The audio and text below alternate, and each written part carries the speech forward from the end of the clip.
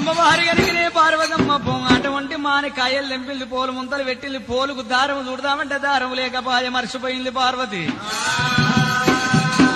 అమ్మ నేను ఏమి చేతునమ్మా ఇయ్యాల నా కొడుకు లగ్గం ఆగిపోతుంది ఏమనంటే భయపడతా ఉన్నది. అక్కడ చూసేట వరకల్లా ఏమవుతుండ రాక్షస మనుషుల మానవులు ఏనుగల పీనుగల కత్తిరించుకొని తిన్నది అటువంటి గంటగత్తెర ఉన్నది. గంగలకెళ్ళిపోయి గంటగత్తెర గడికి వచ్చింది పార్వతమ్మ.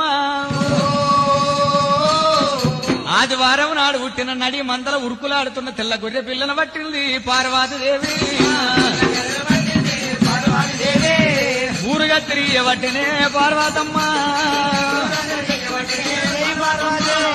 దారముడుకుతున్నది దేవి పార్వతి.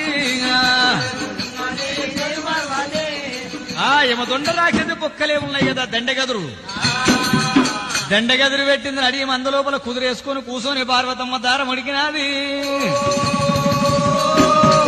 అదే దారం తీసి కంకణం కట్టింది, అదే దారం పోలుకు చుట్టింది. ముందు భవిష్యత్తు లోపల కొడుకు మల్లయ్యో అని పేరు మీద నీ గర్భాన కొడుకులు పుట్టేది ఉన్నది. నీ కుర్మ వాళ్ళు కనుక ఉల్లి కంకణ పళ్ళకి ఇదే ఉల్లి కంకణము దారం అటువంటి కనుక నేను పోల్దారం కావాలి కంకణం కావాలన్న దీవెన పెట్టింది. అల్లోనే ఎరడల్లో మల్లయ్య రత్నాంగి పెళ్లి పిల్లలు అల్లో